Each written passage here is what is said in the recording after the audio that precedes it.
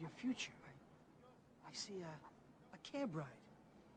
Move out of the sticks, fellas. Say goodnight, Raquel. Good night, Raquel. I'll see you guys around. Stay out of trouble, you crazy kids. Mr. Wolf, I just want to tell you it was a real pleasure watching you work. Yeah, really, and thank you very much, Mr. Wolf. Come on, me boys. You see that, young lady? Respect.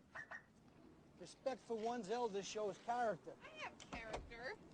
Because you are a character doesn't mean that you have character.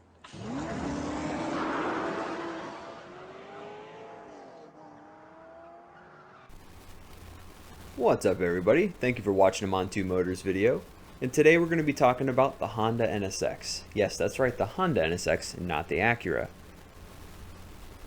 The NSX was Honda's first true attempt to build a supercar, and you can trace its origins back to 1984 when it developed, with help from Pininfarina, the HPX, which stands for Honda Pininfarina Experimental. The car was equipped with a 2-liter V6 mounted midships with rear-wheel drive. Honda soon committed to the project and eventually realized that they needed to compete with their Italian counterparts. So in order to do this, they had to up the power. The 2-liter was swapped out for a 3-liter VTEC V6 engine, and the car was renamed the new sports car Experimental. The goal, of course, being to beat Ferrari, which at the time had their 328 out. A lot of the bodywork design, as well as the interior, was inspired by the F-16 fighter jet. So it has 360-degree visibility inside, which makes it more user-friendly compared to some of the Italian rivals. The NSX also was to feature a lot of Honda's technologies that they developed in their F1 Motorsports program. The NSX was also the first production car to feature an all-aluminum semi-monocoque body. And using aluminum also helped them save over 200 kilograms versus a steel equivalent of the body. During the late stages of their development process, Honda eventually commissioned their Formula One world champion, the late Ayrton Senna, to help with their development. Honda also made a few improvements to their 3-liter V6, including titanium connecting rods to, in true Honda fashion, allow the motor to rev to very high RPM, with the red line being 8,000. It's almost a shame, though, that they couldn't get it to over 9,000. It's over 9,000! 9,000?!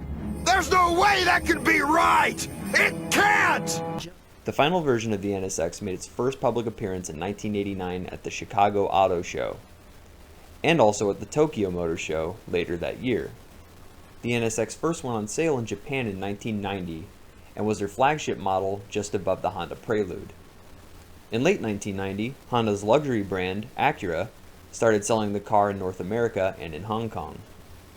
While the NSX didn't have a whole lot of changes, there were a few different versions released over the years to allow customers some different options. For example, in 1992, they released the nsx-r. And yes, everybody, get excited, we can start importing those next year. Weight reduction was the name of the game. Honda started going to extreme measures in order to make the nsx-r as light as possible. For example, the audio system, spare tire, and air conditioning, along with the traction control, were removed. The power leather seats were replaced with lightweight carbon Kevlar seats made by Recaro. The stock forged alloy wheels were replaced with lighter forged aluminum wheels produced by Enkai. The stock leather shift knob was also replaced with a sculpted titanium one. Overall, Honda managed to remove 265 pounds of weight, giving it a final weight of 2,712 pounds. Honda stiffened up the suspension to help improve handling, and also changed the final drive ratio to 4.235. This lowered the top speed, but increased acceleration by shortening the gears. Also, for added grip and handling, Honda installed a locking limited slip differential. The 3-liter VTEC V6 was also blueprinted and balanced, improving the feel of the engine and giving it a little bit more power out of the factory, or so they say. The NSX-r's production run ran from November 1992 until September 1995. During that time, 483 were produced. In 1994, Honda decided to release the air conditioning Bose sound stereo system and white painted wheels, which were 16-inch up front and 17 in the rear, as options, for a hefty premium, of course.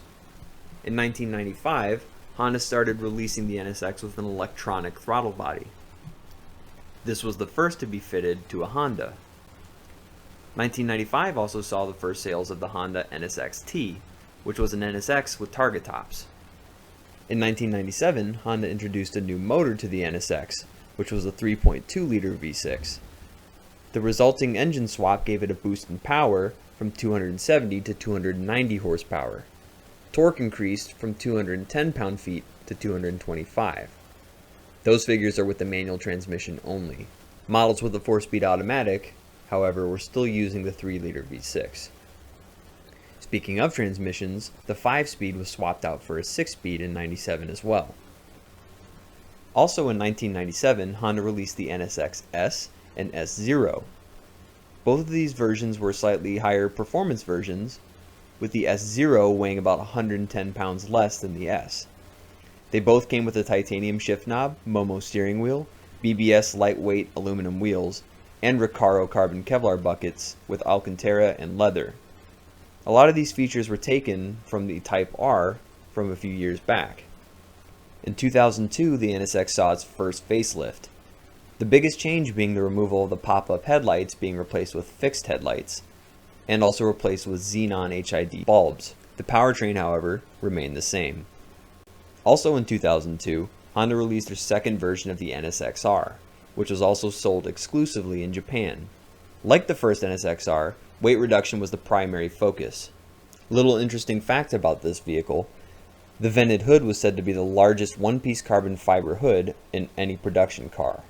Many of the same weight reduction techniques were used as the original NSX-r, and again they cut about 220 pounds versus the standard NSX. Honda also hand-built and blueprinted each 3.2-liter V6 and released the power figures at 290 horsepower. However, a lot of the car press speculated that the true output of the car was much higher. And if anybody's a fan of best motoring like I am, one of their drivers, Motoharu Kurosawa, also known as Gansan, piloted a 2002 NSX-r around the Nürburgring in 7 minutes and 56 seconds, a time equal to the Ferrari F360 Challenge Stradale. The NSX-r accomplished this despite having a 100 horsepower deficit to the Ferrari. The last major hurrah of the first generation NSX came in the form of the NSX-r GT. It was released as a homologation special so that Honda could compete in the Super GT races. However, unlike some racing series which require the builder to make 500 examples of a car, JGTC rules required that only 5 cars were built. The only major difference of the NSX-r GT from a standard NSX-r is the addition of a non-functional snorkel attached to the roof of the car. In the race cars, however, the snorkel was fully functional, feeding outside air to an individual throttle body intake plenum. As a side note, Honda is attempting to revive the NSX name by bringing it back for the 2016 model year. While there are some similarities to the original NSX, there are also a lot of major differences. Technology is a key factor in this car, with hybrid systems being developed, as well as forced induction. We'll see if this new version can stand the test of time like the original. We hope you guys enjoyed this video and learned a little bit about the Honda NSX. If you'd like to purchase one of these, you can check us out at montumotors.com. And as always, thank you again for watching, and have a good one.